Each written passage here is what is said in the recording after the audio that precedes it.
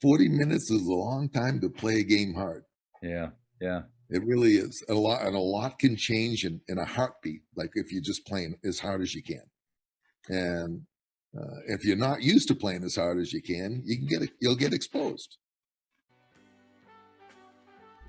Welcome to the Jamodi Podcast, where we interview coaches and leaders to find out not just what they do, but how they do what they do. Becoming the best version of ourselves is Jamodi, just a matter of doing it. Today we are joined by former head men's basketball coach of Grinnell College, David Arseneault. He invented the Grinnell system, an extreme style of running and gunning basketball. Over his 26 years, Grinnell won 4 conference championships, advanced to the postseason 11 times, and led the nation in scoring 17 of his last 19 seasons. Before we hear from Coach Arseneault, take a moment to subscribe to our podcast and follow us on social media at Jamodi Podcast. What's up, Coach? How are you? Oh man, I am good. How are you doing? My life's a holiday. It's been a few years. Yeah, that's right. Everybody should be me. So retirement's pretty good. It's awesome. I should have done it a long time ago.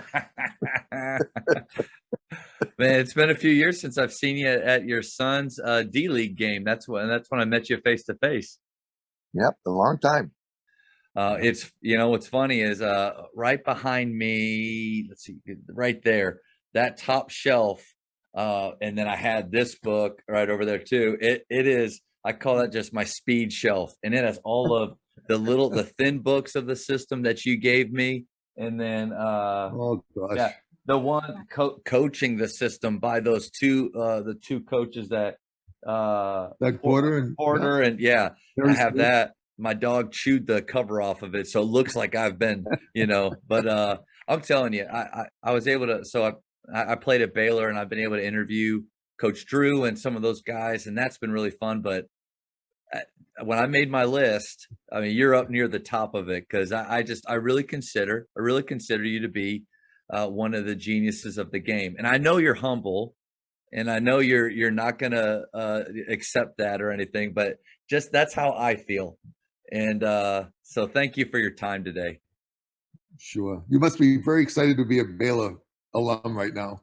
Well, after which it transpired. That was incredible. I love how they play. Toughness, defensively on the ball. Mitchell's pressure, the way that he could pressure and throw his hands straight down and just chest bump them. Because normally when you chest bump, your hands come almost automatically in, and he like forces them down.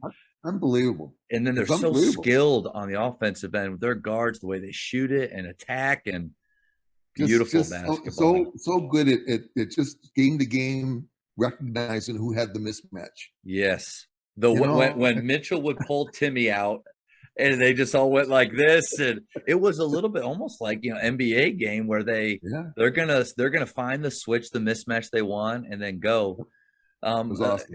A little bit. I mean, Coach Drew. So I don't know how much we've ever talked about this, or I played from 2000 to 2004, and Coach Drew was there my senior year, his first year. So when everything kind of fell apart, we only had 6 scholarship players. I was a part of his first crew. And if you would have told me 18 years ago that we would be champions right now, I would have said, you're crazy. So he invited us all down, every alumni down for the parade. I mean, Coach, once in a lifetime. Awesome. Yep. Well, congratulations. Oh, thanks, man. What's one thing that makes your program different? I mean, that's a good question. And if you'd asked me that in 1995, I'd say it is. It's the fact that we not only just trying to outscore people, but we're much more concerned about the process than we are the result. And the reality is that we're like, when I retired, we weren't different anymore because there's so many dang teams out there that have been copying what we do. But which is wonderful. But I think the group of us collectively have a sense that you have to put the process first. If you're concerned about the wins and losses, then it's the wrong place to be, because it's going to be nice when you get embarrassed and Mm. things just don't go well, and then there's going to be nights when it's the reverse, and everything in between. It's just one huge experiment. Um, so with experiments, like, I mean, you learn through successes and through failure, and like, so I think that the early on, I know that there was just a sense of we're trying to do something nobody else is doing, and like, for everything that's happening in our league, we want to practice on a daily level, 180 degrees from that, Mm. and so that when they're playing us, they're not comfortable, and we don't have to prepare for anybody; they have to prepare for us. Yeah. And we don't have to worry about anybody running a set play, because it's just going to be constant chaos. And so, like, we got to a point where we basically did not have to scout one iota. Like, in the first 2 minutes of a game, we were able to look at whatever type of press breaker alignment they were using, and we were able to latch on to the adjustment we needed to get steals. And and from then on, like, it was a matter of ignoring the scoreboard until there were 2 minutes left in the game, and at the 2 minute mark, figuring out a way to win. Like, so it's, that whole the whole thing is very different, or Mhm. was very different.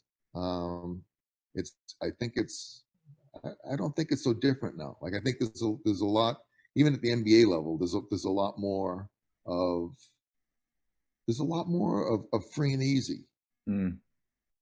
Like, free and Yeah. easy, and then get, and then kind of hunker down in winning time. Um, but up until then, allowing the players to play, Yes. and Yep. that's what we did. And I'd like to say we're still special, but truly we're not. Well, yeah, I understand what you're saying. I mean, there's been so many people that saw what you did in the 90s and 2000s, and I mean, books written about your system and how it was. And I mean, golly, basketball's been around for a long time, but there's a lot of Right. parts of basketball that have not changed very much, that people are still doing the same way, maybe just with minor adjustments.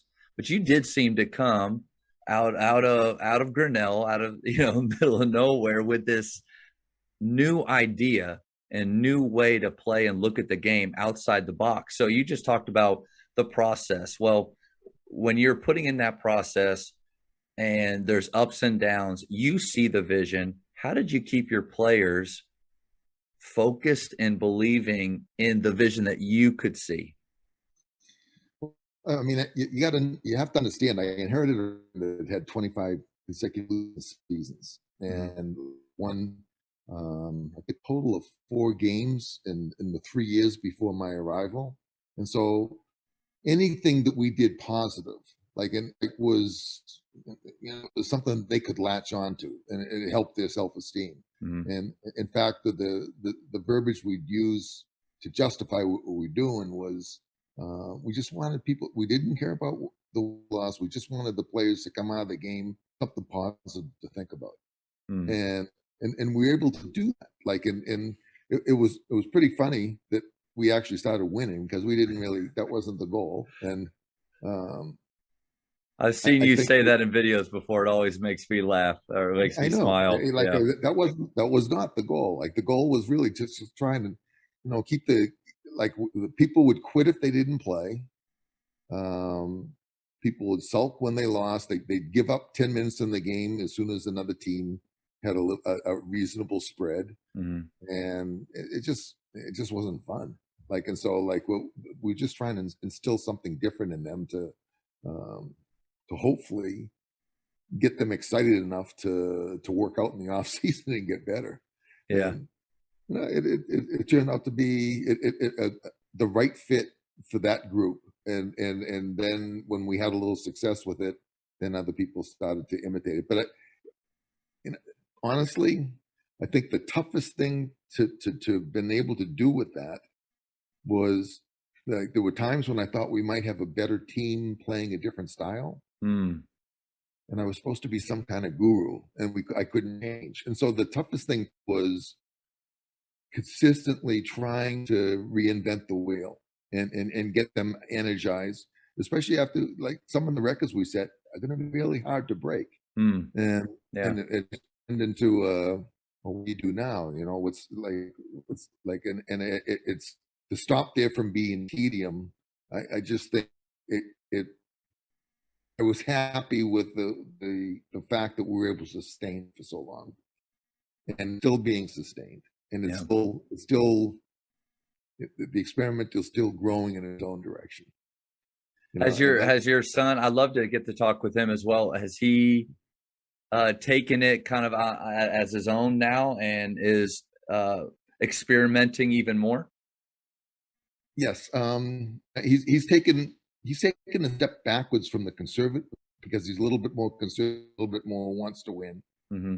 and he'll get over that. He'll I think he just be will. I think he will. he'll be more concerned with putting on a show. I remember watching a video of they were doing a special on your team, and the players were talking about just the freedom and how they've never done anything like it before. And then it showed you guys in the locker room before a game about to huddle up, and you said, "Hey, there's some people out there that came to see you play. Let's put on a show." And I thought Yeah. it's Pistol Pete-esque, which he was one of my favorite players to watch and emulate. And I love that mentality that you had.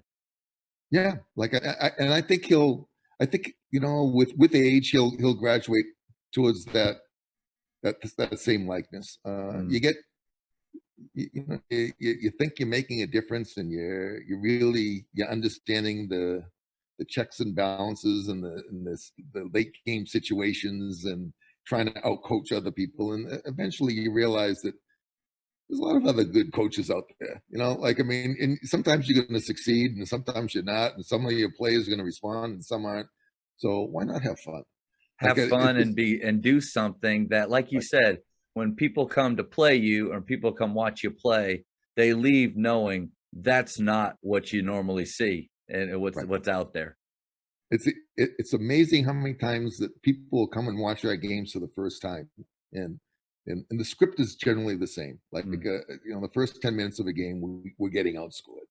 Like and people, you know, they're not tired. They're carving up our press, and you know, they're focused on whatever game plan their coach had for them, and the people in the stands will look at the newcomers will look at them and say, "What's that? I don't get it." What's it? And then the old veterans will sit there and say, "Just watch," just you know. watch. And then and one person will get tired, and then one person will get in foul trouble, and then the wrong combination will be on the floor, and then bang, bang, bang, get three threes, and then they have to call a timeout, and our guys are meeting the guys on the team over half court, and the referee's trying to separate everybody, and you're off. And it just time after time after time, it's the same thing. Like it, Yeah, and it's just it is. It's a 40 minutes is a long time to play a game hard. yeah, yeah. It really is a lot, and a lot can change in a heartbeat. Like if you're just playing as hard as you can, and if you're not used to playing as hard as you can, you'll get exposed. You know, Yeah. for the most part. If you don't get exposed, then we're probably going to lose. But it's good for them, you know. If they get like, There's something really pure about the system because, like, take a player. What all of us coaches are asking is for you to give your very, very best. But players aren't dumb. They know their limitations. They know that they have to go at they can go at a certain speed for 4 to 5 to 6 minutes, and so they we're not even thinking about it. They pace that way, right, and then there's two other things that they're worried about if they don't even realize it. If I make a mistake, I'm going to come out, and then once I right, come out, am I going to get back in? But your system, it takes those three things that take away the ability to give their very, very best. It takes that away. I think it frees them up. for sure. Like it's a little bit more difficult getting some of the people that are your best players on that page. Still, like I mean, they're and in our system, our best players are our best offensive players. Mhm. Okay, and so they're still thinking how can they score. I had a kid named Steve Diekman. when we started. I remember that name from the book. Yep. Holy crap! This kid, he was the best offensive player I've ever had. You could absolutely pencil him in, like For how much? For 30. Okay. Just without question, he was going to get you 30. Uh-huh. And he where we were playing, he just because he was so much, and they'd come to the bench, say, "Coach, I'm not tired. What are you taking me out for?" And I said, "Well, Steven, you're not running hard. You're not playing defense. You know, I understand why you're not tired. Like you're just concentrating. He was up in front of the press, and I give him the choice once the ball crossed half court, whether he'd release the offensive end or whether he'd get back defensively. 100% of the time he's releasing, and he was, and half the time he wasn't getting to that first trap. And so he didn't get tired. And so I understood what he was doing, but he never really bought in. He didn't understand that had he worked, he could have averaged 40 points a game. We would have had 10 extra possessions a game. Yeah. Yeah. And he shot 50% from three. He's like being mauled by people. He had a low post game. He had Kevin McHale footwork and could get to the foul line 10 times a game. Like, he was just an automatic scorer. All he needed was the number of possessions increased. And I just couldn't convince him. Occasionally I've gotten people like that, that are just unwilling to exhaust themselves at both ends of the floor. My heart goes out to the people that are role players offensively that just bring it defensively every day. Set screens like it was their purpose on earth.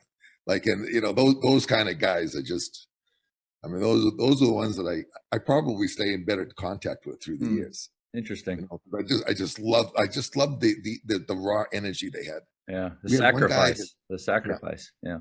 We had a kid named Patrick Lane who I recruited him to Grinnell. He didn't come out his first year. He concentrated on track. Either his second or third year, he came to me and said, I'd like to come out for his second year he came to me and said, I'd like to try out for the team. I said, sure. The guys are working out, join him. Didn't do it. His third year, he came out and saw me in the weight room and said, yeah, I'm thinking about coming out for the team this year. I said the same thing to him, sure, the guys are working out. This time he showed up and he really couldn't shoot the ball, but he was such a relentless, in condition defensive player that we adjusted our press that wherever the ball was on the court, he would trap it. So 4 and 1 chaser. It was incredible. It was incredible. All the two wings had to do with him was deny the corner pass coming back out.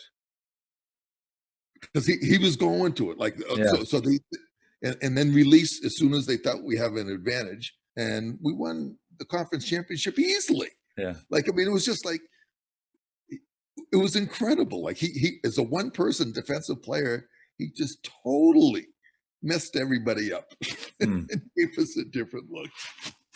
Love that. It came over time. It came at the start we were doing the conventional, and then he'd be in a trap and it'd be a little slow getting the trap, so he'd say, "Oh, what the heck, I meant Joe." And then we just put it in. All right, Patrick, the ball as you go get it. I think that's one thing, a common misconception when people study the system and the way that you guys played was, I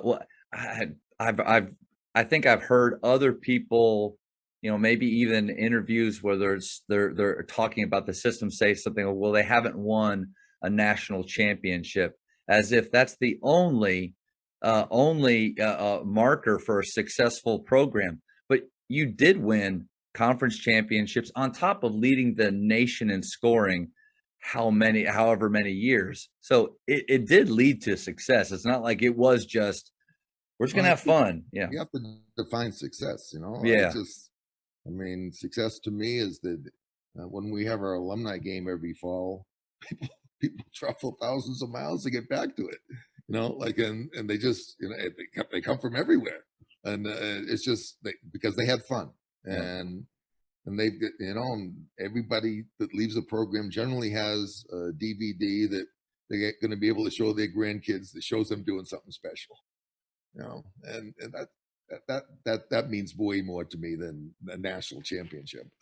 I think if we were able, it it'd be interesting. Like I've always wondered what would happen if I was at one of the Wisconsin State League schools where they Mm, have so much depth and mm. talent. Um, it might be hard initially if to get them on the same page about the playing time. Yeah. Um, The shifts. That's yeah, the that would be but it makes it work. it But it's does. the thing that they have to get on board with, and yeah. Right. Yeah. Yeah. It helped in the early years to get off on a roll when two of our players were so much better offensively than anybody else on the team that nobody minded deferring to them. Mm. If you've got five people out there that can shoot, suddenly the screens don't become quite as good because the people are thinking, well, if I give him a good screen, he can get a shot off. Maybe a little later in the possession, a lousy screen here might lead to the ball in my hands a little later. But we've gone through that before too. But it's just it helps. It helps when you have a couple. It made it easy when you had a player in each group that was a mismatch Mm.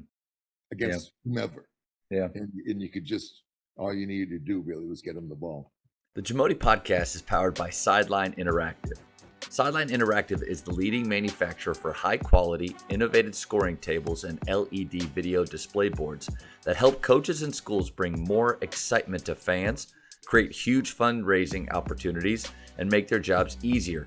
Visit sidelineinteractive.com to check out their amazing products. It was such a special program that you ran. What were some non-negotiables that you had? I didn't have any, Hmm. but I ended up by the end, like when I first started coaching, I was a Bobby Knight disciple. Even the non-negotiables then, like I mean, punctuality to cursing to uh, my way of the highway. Like I mean, there was all kinds of nonsense there, and I got to the point where I told guys, listen, we're gonna have fun. We don't have rules here, fellas. I got to a point where it's a lot easier when you don't have rules. It really is like because you have rules, man. It best player violates the rule, and your 18th man violates the rule. It is really difficult to treat them the same way. Hmm. Like I I tried to make the program a players program, not my Hmm. program, a players program, and players are responsible for themselves. Yeah, I think it was Coach K that said he just doesn't have a lot of rules because he doesn't want to be put in a box. He Yeah, doesn't want to have to be held by them. Yeah. yeah. What they did away from, like when we had uh, kind of an unwritten school policy that like relative to drinking, but I'm not naive enough to think that wasn't busted, and especially after some of our better wins. Like so, what are you gonna do? And Yeah. I tried to let them know when I didn't think they were reaching their potential. Hmm. But other than that, no solid rules. All right, here's a good one. What's your favorite shooting game? I know you have a ton, but what's one that sticks out that you probably went to a little bit more than others? Oh, for sure. Like we have, it's called the 14-second drill. You start off with a rebounder underneath the basket with the ball. He passes it to one of the corners to a shooter, catching it on a bunny hop and letting it fly. As soon as it releases, the clock starts. As soon as you release the shot, you have to almost follow your shot across the lane to the other block and then shoot straight up the foul lane to the 3-point line. And then you'll get another pass for a shot. Um, After you release that, then you sprint to half court and back to the opposite foul lane extended to the 3-point line, catch the basketball, shoot it, sprint down the lane, cross to the opposite corner from where you started, catch the basketball, shoot. You have to take and get all 4 shots off in 14 seconds. And it doesn't allow you, it really does not allow you time to spectate. Like it's which is good for us. Like that's allowed us to practice our ability to shoot and rotate. And it really it's nice that you have to be yelling fade when you're in the corners, curl when you're at the top of the key. Emphasize that the first 2 steps you take in any direction are out of the starting blocks. Okay, like so you're really building your ATP PCs energy systems, and it just that explosiveness, everything, like and the rest of it kind of carries itself if you can concentrate on making your first 2 steps just as fast as possible. You usually get yourself the rest is kind of cruise mode. If you're taking a shot and you're a little slovenly in your footwork, then usually the rest of your cut is slovenly. Like so, this gets you just really just pounding, and I don't think anybody can do it 5 times without testing their resolve. Like if you can do it, like, I mean, we've had just a couple of superhuman machines that have been able to do it multiple times. Like Ed Brands was one, John Grotberg was like that.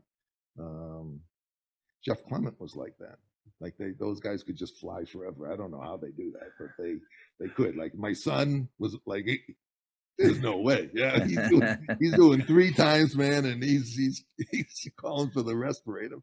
So in order to keep playing, because after you shoot in the corner, you'll jog back to the starting point. Correct. 5 or 6 seconds. In order to keep playing, you have to make 2 out of the 4 or 3 out of the 4, depending on what you choose. Or just make the time. Or just make the time. Yeah. Yeah. If you get 14. Yeah. And that's a good way to go. Just like if you take the pressure off them in terms of not about makes and misses. Not about make or misses. It's a matter of going fast. Shoot free. I love that. See how many times you can actually go. Yeah. And it's just it's testing your body. How many basketballs? How many rebounders? 1 ball, 1 rebounder. Okay. Yeah, you can do it at 6 hoops at the same time. Yeah, that's great. I had a kid named Ed Brands, and this is people don't believe me when I say this, but it's the honest to God truth. And I was there, and I watched it. We started out practice with it, and he made 3 out of 4 shots in the correct amount of time, 32 times in a row. And after about 5 or 6, the last person that was still alive, because I think we were making 2 out of 4 then, the last person that was still alive finished, and everybody just congregated around the half court that he was working on. And we're cheering him on and cheering him on. And every time he made a shot, people would just, they'd rip their shirts off, they'd run around, they'd do but like when he finished his 32 shots in a row, we brought everybody into the huddle. So that's it. We're going home. Everybody just that's awesome. They were just so, I mean, you got a moment like that, you just end the practice. That's it. But he made 32 times in a row. I just love that drill. Like you can make it competitive in all different ways. You can do it, based on number of swishes you get. You can do it based on, how number of makes you get. There's just lots of ways to finish it off. That's good. Yeah. And it's a perfect conditioner. Like one of the things some shooters have had a tough time doing is understanding the concept. Whenever you shoot the ball from any place other than dead up on the top of the key, what you're supposed to do is rotate to the top of the key. And if we get an offensive rebound, we're going to kick it back out to you. Okay. And so this drill, it gets it ingrained. And that's because you crash 4. We crash 4. Yep. Okay. And if we get the rebound, then it's okay. And so this really conditions them to shoot the basketball and not hang around for the relief, to see the success or miss. So that a lot of times, if they're doing it correctly, they're not even aware of how many shots they're making.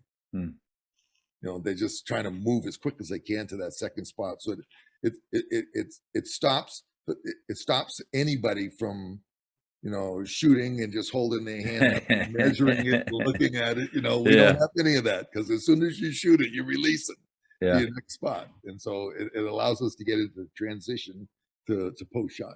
Yeah, it's a great drill, but it also ties in the way that you played, right, which I think that's the goal of a lot of coaches, is to try to look back at my practice and minimize the fluff, the things that really don't translate to what makes us successful on the floor.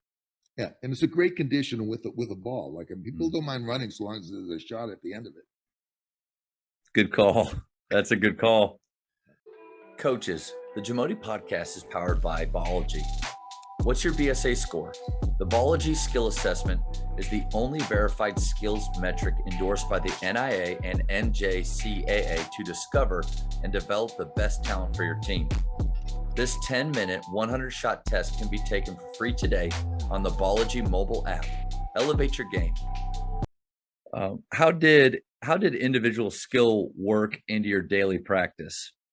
It was almost all individual skill. Like, that's what we do. Like, it's all individual skill.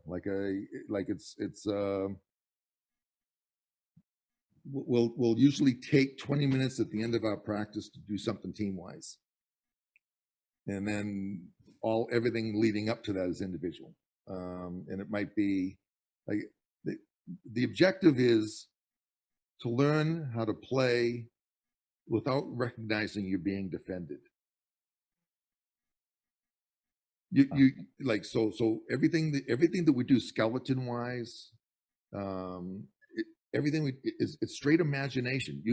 If you go low and you go hard in a direction, over time, no one's going to stop you.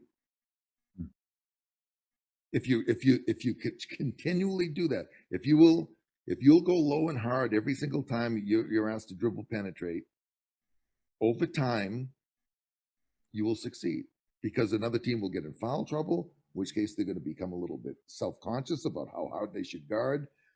Then you're going to get in foul trouble, and you're going to bring in their backup, who's not as good defensively. You're going to add fatigue to the mix. And so if you tried to do that against competition all the time, you'd have injuries. Okay, so we try to do much of it with imagination as individuals. Okay, so that you're not going to get hurt. You learn how to go hard. Okay, and like there'll be stations where the point guards will be coming from 3/4 court. They'll be allowed 3 dribbles from 3/4 court to finish. And then while they're doing that, you've got the slip cutters over on one basket, working on their slip cuts and how they're going to finish around the rim. At the far end, you might have your shooters working on the fade and curl cuts to catch and release. And it's just you might have, we do have a couple of low post player positions, like for the odd time that we might want to use it. Okay, and to continue to develop some of the big men that come in the program, and so it's all individual. Everything is individual until those final 20 minutes. Then you add that we're taking. Well, we start off the practice by taking 100 threes. That takes 17 minutes, and you add that we only practice for an hour and 15 minutes. Like it's not a whole lot of time they're working individually, but it's most of the practice. Yeah, 80% of practice. Did you find that over the years, even though you're playing at such a chaotic pace, and I mean, you 3 or 4 or 5 teams of 5 rotating through every 45 seconds or so, but it's still a long season. Did you find that only going an hour 15 and a lot of it being where you're not banging against each other, but it's skill work, did you find that your team stayed fresher throughout the year than maybe other teams did? Without question. That's one thing my son is not doing as much. Like, Mm. part of it is because I think he had like 32 guys on his roster last year. We kind of have no cut policy here. That's extreme. It's hard. Like Running two extremes right there. it's hard. He wasn't able to get his top guys the number of reps they needed if he was going to allow everybody to get equal reps. Yeah, that made it a little difficult. I think he's actually struggling on how to move forward with that. But I never dealt with more than 22 kids. So can you just tell us some of the just amazing single game feats that you guys accomplished over the years? Gosh, Jack Taylor will start. Yeah. He didn't even have a great game the night he scored 138. But that's a crazy statement. he had a 4 minute and 27 second span that was unlike anything I've ever seen. It was pretty late in the game. He was dead tired. He could barely get his arms above his head because he shot so much. And he made threes on 7 consecutive possessions versus triple teams. I mean, triple team, because they knew what they was knew happening. What we were doing. Yeah. And one time he was triple teamed. He passed it off to somebody that was supposed to take a layup, and he was next to the basket. He said no, and he kicked it right back out to him. He was not given an inch. He was going to, nope, you got to shoot the basketball, Jack. And so he made 7 straight threes in that 4 minute 27, and it was hilarious because the other team still at that point in the game, their strategy was to back screen our safety and throw the ball deep. Okay, so they were getting layups. We didn't care. They were getting layups, so we're getting the ball back sooner. Get the ball back quicker. Yep. He would have to work. He would have to work 10, 15, 18 seconds to get a shot off. Wow. Because there was 3 people on him. I mean, he just the effort that it takes to do that. It was and he made 7 in a row. And it was just and with each one, he made the first 3 and fourth one. It wasn't a huge crowd, but they were going crazy. And then towards the end of it, it really died off. It got a little quiet. I said, "What's going on? What's going on here?"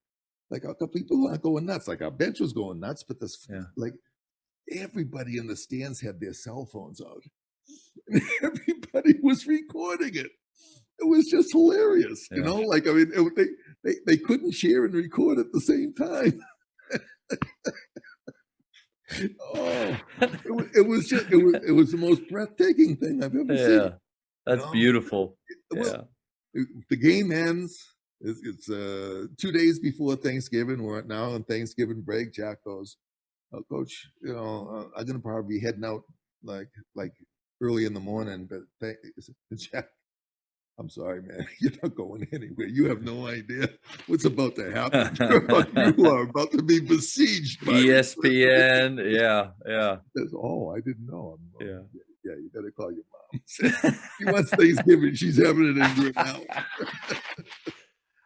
You had so you talk about 22 guys on the roster. There was some amount of how many different guys made a 3 in a game one time, wasn't it? That was the year we had 20 on our roster. Okay. And the goal was for everybody on the team to make one. And the usual suspects made theirs early and weren't all that pleased probably about screening for the rest of the game and deferring for the rest of the game. But I think we ended up with about 13 or 14 at the half, so that was good. And then in the second half, when we get down to a couple of the lesser shooters, it wasn't real easy. Well, we got it down to one player. We had 19 make one, and we had one player. A kid, I love the kid. His name was Tyler Broats, and he made one shot on his 8th time, and it got waved off with an illegal screen. And I gave the referee so much crap that night. The next time he worked, and for the next 15 years that he worked our league, I gave him crap for calling that illegal screen. It became a joke between us. And he ended up 0 for 8 from the arc. So you finished with 19? He would have been the 20th. Yeah. So we ended up with 19th.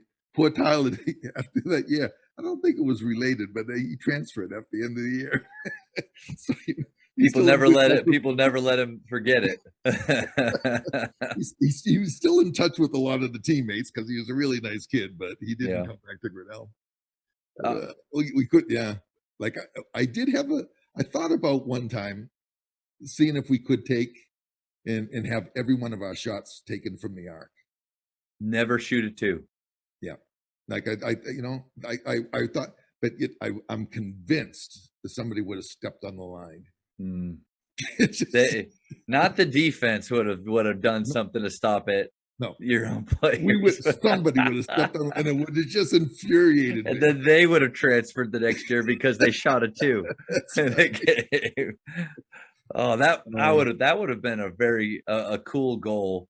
I mean, just what a unique what a unique experience for players. I mean, my experience was I grinded every single game to get measly minutes and average 4.5 points a game. But the stories that your players must have and be able to share, incredible. Steve Wood, 1994. No, sorry, 2004. Yeah. 2004, wrong century. But we're playing home against Monmouth. He needs, I'm not sure exactly what the total number of points were to set the school scoring record. But I do know that we're on the road for the next 2 games.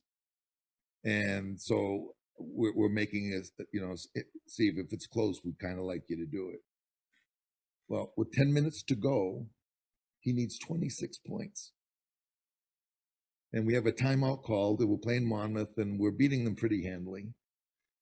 I said, Steve, you like in front of the group, it's up to you. Like, I know the game's getting a little out of hand here and I don't want to put you in an embarrassing situation. I said, but you need 26 points to get the school scoring record. Do you want to do it here? He goes, yeah, all right. 10 minutes, pops it off, just bucket after bucket after bucket. With 2 minutes to go, he sets the school scoring record. The announcer has it in front of the crowd. Everybody goes crazy, and I get to replace him. Like he did it in 8 minutes. He did it in 8 minutes. The guys, it's just incredible. Yeah, what a moment. There's I would have loved to we're going to do a speed round here at the end. When one of the questions is if you could travel back in time to a period, where would you go? I got it on my list would probably be to one of those games, Jack Taylor's, the game where everybody but one, or that game, like to be in that place with that experience, because that's it. That's what it was. Is an experience. Well, I'd go back to the day we won our first championship. Like we played the semifinal game, just barely beat Carroll, and we were going 2 groups, basically 2 groups of 5 at that point in time. That was 1996, and I said to Ed Brands, I said, Ed, I know you're in shape and you can handle more than 1 out of 2. Can we lean on you a little bit for some minutes in this one? And he said, sure. So we played him. He only sat out 1 out of every 4. Mm-hmm. In the championship game against Ripon College, who was 21-1 at the time, and ranked I think number 6 in the country. In the championship game, I'd say 2/3 of it versus a box and 1. Oh. He went 14 for 22 from 3-point line and scored 60 points. And we beat them 114 to 92. And he opened the game with 4 straight threes, like on his first 4 shots. And it was the most magical thing I've ever seen. It was still, all credit to Jack for what he did. it was the single best performance I've ever seen. Mm. Like, because it was against elite competition, and we had no business beating that team. You know, none. But it was incredible. Yeah. 14 for 22 for 3. Oof. Here's one question I've always thought or wondered. I wanted to ask you. So you played in that league and with that style of play for so long. So you saw these coaches year after year that you're competing against. And what was the relationship like with them because of the style that you play? They knew what they were getting into. They knew your goals and everything, and that they had to compete against you. But that connection with those coaches, what was that like over the years? It was really strained early. Mm. Really strained. Like, I mean, when people saw you know, it kind of withstood the test of time, they had a little more respect for it. Then some of the attitudes changed, and then we became a nuisance on their schedule. But early on, there was the animosity. Yeah. I mean, Dick Bennett was the main man in Wisconsin at the time. So you know what all the Wisconsin teams are doing. They're making 8 passes before anybody squares up to the basket. Like, and so we come on and we're doing this, and we're just the flaming idiots. But some coaches were good. Terry Glasgow at Monmouth was always good with it. He was. I got 2 stories on him. Do you mind? Oh, no, please. One was he came to our gym, and the league had just put in a rule that home players could not sit behind opposing teams' bench because our fans had been so unruly and so really nasty to opposing coaches and players, and like the confines of our gym were such that the opposing team had to sit on the front row of the bleachers. So the second row of bleachers, they're right there. It was right there. Like, man, there was no room to put the chairs in. Like, and so the first time Terry comes into our gym, and all the players are sitting on the other side, and they're just doing their verbal taunts before the game, and Terry's looking, and 1 minute before this game is about to start, Terry goes, and he waves all the students behind his bench. He waves. The entire crowd comes from the other side and goes and sits behind him. And he has them move back behind their bench where they used to be. He brings everybody right behind, and I go to shake hands, like we do the style lines. I go to shake hands. I said, Terry, what are you doing? What are you doing? He says, Dave, I swear so much during your games, I need them there to drown me out.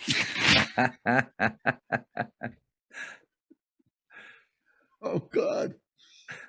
The other one, in 2001, we had this. I felt bad. We had a kid named Woody Perto, who's a really good player. I mean, he led the state of Colorado in scoring in high school.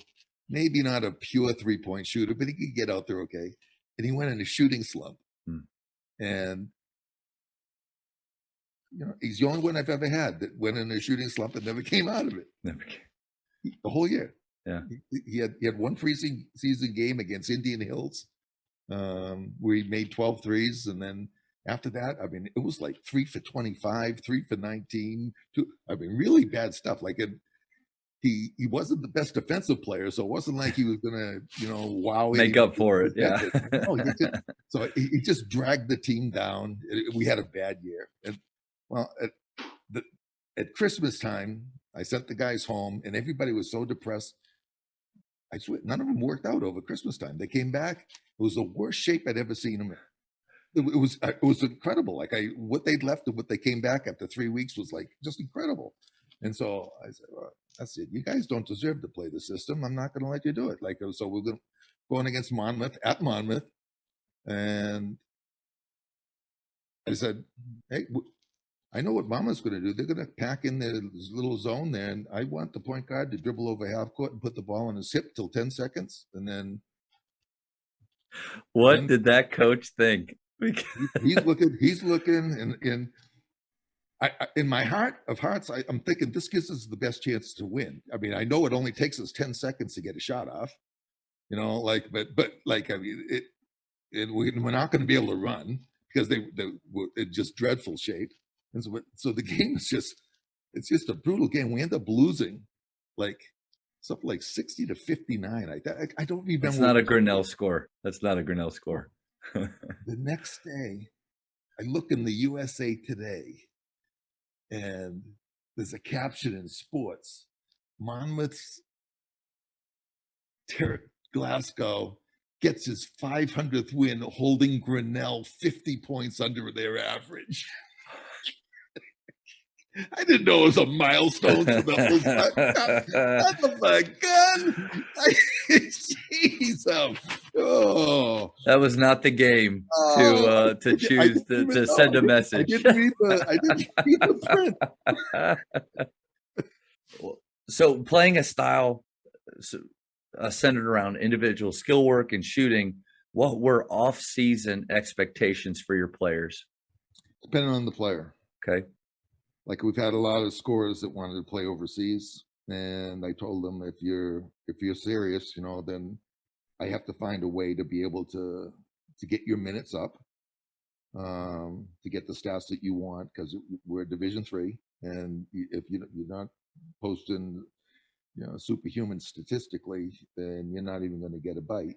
And so if you were a better player with those kind of aspirations, then you were on a weight program and a training program that was much different than somebody that just wanted to be a part of the team. And it's just, I recognize that might, I did that about halfway through my career. Like, I think early on, I tried for team building, tried to get people to do it. And, Grinnell's a funny place that way. Like, I mean, there's a lot of kids that are much more academically inclined. They play basketball as a stress release. They, once the season's over, they want to get back to the books a little heavier. And, and I'm trying to build team skills, and it just wasn't working. And so it was one of those things where you're almost hitting with those non-negotiables. What do you do when somebody misses a workout and isn't there, or you have to call the same person and somebody's not coming to open gym? So it just made sense to do it the other way, just to try and convince them, well, what do you want out of it? If this is really what you want, then this is what you should do. Okay. And so it's straight individualized. And then you could hold them accountable based on the aspirations they said they had. Yeah, absolutely. That makes complete sense. Yeah. But I had to be careful, because it couldn't be a matter of saying, well, if you do this, this, and this, then you'll get this. It gives you the best chance. Right.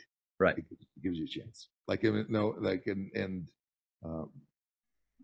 were a couple of situations at the higher levels, like when a couple of the better players, where you could say, do this, this, and this, I'll get you this. And that was a nice pack to be able to have with some of them. But it was absolutely individualized. Yeah. That's a great idea, though. I think, because even at the high school level, I'm at a small private school, and I definitely have some kids on my team that play really hard, work really hard, but they're at Faith for reasons other than basketball. Most of them are. But then there are those few that have expressed aspirations to play in college and to do some different things. And so building a plan that helps that player get to where he wants to be, but doesn't alienate or push away the players that, like you said, they've got other interests. That makes a lot of sense. Yeah.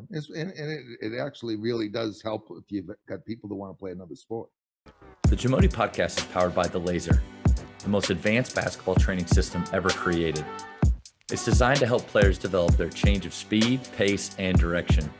This state-of-the-art and award-winning technology tracks every move of your body and every bounce of the ball, while it gives you video-based instructor-led guidance through over 275 signature NBA drills, workouts, and brain exercises, scientifically proven to train the reaction time and decision-making for real in-game situations. For more information, check out handlefitness.com. How do you teach shooting confidence with your teams? They have to ignore the result. Like shooting in our program is about opportunity over time. And if like, and it'll inevitably happen with some of our preferred shooters, especially where they'll miss 5 or 6 in a row and start looking to the bench as freshmen. And I'll have to look back at them and say, "What are you looking at? Are we open? Yeah, let's shoot it." Like I mean, we'll joke in the locker room afterwards. Hey, if you go 0 for 20, maybe we'll talk about that 21st. But up until then, if you're open, you got to shoot it. And Process based, not outcome based. yeah, And that helps shooters mentally. Yeah, and so the objective is in the first 12 seconds, you want 2 decent looks, out of your best shooter. And then after that, whoever has the ball has to shoot it. Like, and so it's amazing how many bad shots we make because people will have the ball and I got to shoot it. So so they're not worrying about the result and they make them. Yeah. But it's also amazing how we've been able to withstand the test of time and continue to score at a high level because there is that emphasis to get your best shooter more shots. But yeah, they're not allowed. No one's allowed to like it when we evaluate after the game. The first thing I'll sit down with the shooter. The first thing I'll look at, how many shots you take? 20, 22. I asked you to get 25. Okay, come on, you got to think about it like that. Okay, next. It's not whether you went 7 for 22 or 12 for 20. That doesn't matter. Like it's like this is what okay, this is what we want you to do. You're responsible for getting a certain number of shots off. How are you going to do it? Like that's interesting. It's just like a lot of what I listen to or read is about percentage and how to get the higher shooting percentage overall, even as a team, but individually. What are your thoughts there? No. Like I've had players that have. Julian Marks comes to mind as somebody who shot 50% from 3 in high school, and for his first 2 years, he would only take a shot he could make 1 out of 2 times. Well, by his 3rd year, he's one of our best shooters, and we needed him to volume, and we had to make him understand that it's waiting for a 50% shot is not in the offing here. You're gonna have to miss. You're gonna have to learn how to miss and accept the miss. Learn how to miss. Yeah. I only want you shooting 35%. And I was able to coax him down to 42, but yeah. but still, that was off his 50, which was always his mental goal, and that was stuck in his head. It does take some time with some players that have it driven in them. The percentages mean everything. The percentages, our rule was John Grotberg, the 4 years he played, our rule for John was, no, John, you got to get this number of shots up. Okay, if you're playing this number of minutes, you have to find a way to average this number of shots per minute to get this number of shots off. On nights that he was shooting well, we were going to romp. On nights that he was shooting okay, it was going to be a dogfight. And on nights he was shooting poorly, we better be offensive rebounding. Yeah. Right. But we knew that he was going to be on 1 out of 3 games. But we knew we were going to win that one. Okay, so we had to find a way to scratch and the nights that he was just average, we had to find a way to win. So that we could cover on the nights that he was off. But that gets you 2 out of 3. That's good enough. And it's just, but it's just a different mindset that you're not worried about the result because you're protected by numbers. You just you're protected. You even our worst shooters, over the course of a day when they're taking 100 threes, they're our worst in the gym is making over 40. That's protected by numbers. Yeah. Yes. If you get your best shooter, if you consistently maximize the attempts of your best shooter, you'll be successful. Yeah. It's simple. Yeah. That makes a lot of sense. Well, it's a matter of whether or not the other players want to buy into that. Yeah. And that's why it helps if that best player is better than. I'm not. This is not I haven't really found a way to be comfortable with the UCLA lineup from the John Wooden years, where everybody's good. Hmm. You know, that you could probably do that with a 5 or 6 man rotation over time, but to try and get 17 or 18 kids to think about being equal, Mm-hmm. it's hard. Like Well, that's kind of maybe the magic in a bottle that, or lightning in a bottle that Loyola Marymount had those couple years, was they really didn't go that deep. It didn't go. They were just incredible shape. Correct. But they all could do. I mean, he had a couple main guys, but they were all shooting and stuff. We did try for a couple of years. My son won't do this. I tried to get him to do it last year with his group, because he was caught in the position where he didn't have anybody that was so much better than anybody else. And the rule was, if you made a shot, then there had to be a really good reason why you didn't take the next shot. And so we went on a streak theory. We did that for a couple of years. People would know, even if they were out there and they weren't getting a shot off, if they made one, once they made one, they were getting a second one. Streak theory, I like that. But and we had some unbelievable moments. Like the one I remember the most was it was 2003. A guy named Patrick Choquette, who's not particularly one of our better shooters, but we're playing against Lake Forest. This is hilarious. Wait till you hear this. Before the game starts, I look out at their 2-line layup drill, and I look. I said, "Jeez!" I told my assistant, I said, "Holy crap! Every one of those guys has tattoos on their arm." He said, "Yeah, they do." No, and one of my players, Steve Wood, I think, said, "Those are tattoos." What are they? I said, "The numbers." It turns out every player had the numbers of our top 4 shooters on them. Okay, so you were supposed to look at who our shooters were and somehow play them different defensively. Okay, if you were guarded, because you go into the game like we'd be rotating players in as soon as the group would come in, they'd look at right. So I know these guys are fried to begin with, but so we go out there and Patrick hits a trail. He gets a rebound, kicks it out, comes down, don't get an early look, kick it back to him. He hits a 3 on a trail. And so now he knows streak theory. Yeah. And I'm looking at my assistant saying, "Ah, Christ, the next possession is going to be a wasted one," but that's all right. He comes down and he hits another one. Well, the third one, it comes down. They pass it to him. He doesn't get a shot off. He goes to the corner. They pass it. He hits a third one. He's one of the most popular guys at the school. The crowd is just going crazy. He comes down and hits a 4th one, and he hits the 4th one. The other coach calls a timeout. The players are running over to the bench, and all of them are going. They're pointing to the ground and saying, "This number's not there. What the hell's going on?" Patrick told me for the next 10 years, he got that clip, and for the next 10 years, as a motivation, he started his day by watching it. Wow. For the next 10 years. That's awesome. Oh my God. But okay,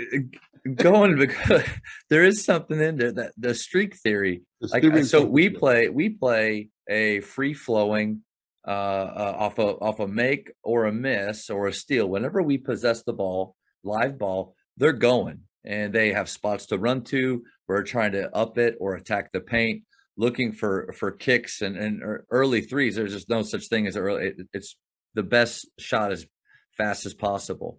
What I've noticed, though, maybe with high school players, is a guy will hit 1 or 2, and our guys are very unselfish. It's not intentional, but they don't continue to actively find that guy, because streaks and runs and being hot and momentum, they're all real things.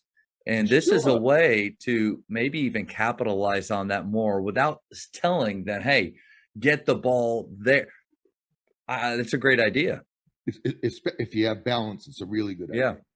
Yeah. Okay, yeah, and then you search in the moment. You search in the moment where somebody makes 3 in a row and the other team has to call a timeout, and then you just mob the kid. Hmm. That's great. What's the one thing that you would do differently if you could start over in coaching today? I just totally screwed up some teams. I first coached in Canada. I think I was the youngest head coach hired up there when I was 28 at University of Guelph, and I had some pretty good talent, and I was still playing at the time. Hmm. I was playing for a senior men's team up there that was pretty competitive. I mean, it was actually a very good team. Like that had a couple of former professionals on it, and like Leo Routens and Jimmy Zoot and Jay Triano. Like, I mean, it was a good group, and I tended like right off the anytime I coached and I watched somebody play, I would evaluate their decisions through what I would do Hmm. instead of what they can do. Like, and so I don't think I became a better coach until I stopped playing. Like um, my response to them not doing what I would do was just it was Bobby Knight like. Like I mean, I just none of those guys from a 4-year period, none of them stay in touch with me. Hmm. What a waste. Yeah. Like in fact, 2 days ago, I contacted my assistant coach up there, a guy named Bobby Sharp, and said, give me an email list for all those guys, would you? If you could, I got to send them a letter of apology. Wow. I just, That's pretty powerful. I screwed them up. I screwed it up. Like Hmm. I just, they didn't have fun. We weren't winning. I was over controlling, and everything I did was negative reinforcement. Hmm. Stupid, just stupid. You know, I kind of responded to that when I was playing, but that was a different era. Hmm. Like the reason I'd respond was wrong. Hmm. I'll show him, like that's not a way to play. Yeah. Like, and so I would really like to apologize to that group. I messed up. Wow. Yeah. Thanks, Coach, for sharing that. That's great advice. I mean, I'm only 14 years into it, but there's definitely some earlier on teams where in my head it was, if I could get out there, it would be different. But that doesn't help anybody. All right, Coach, you ready for the speed round? Oh, go for it. 30 seconds. I'm just going to throw a quick question to you. First thought that pops in your head, you blurt it out. Easy questions. This is where I embarrass myself. All right, No, sir. No, sir. This is fun. Easy questions. Ready? Softball right here. Favorite ice cream flavor? Coffee. Okay, for high school, shot clock or no shot clock? Absolute shot clock. Oh, what a disaster. Yep. Texting or talking? What do you prefer? Talking. Talking. Favorite holiday? Christmas. Invisibility or super strength? Visibility. Nice. If you could travel back in time, what period would you go to? Truthfully, I'd love to be around when Jesus was born. Place you most want to travel if you haven't gone? Alaska. Favorite state I haven't been to. Only what? It's the only state I haven't been to. Oh, that's cool. Yeah. How many cups of coffee do you drink per day? 1. What about when you were coaching? More. More. Last one. Godfather or Star Wars?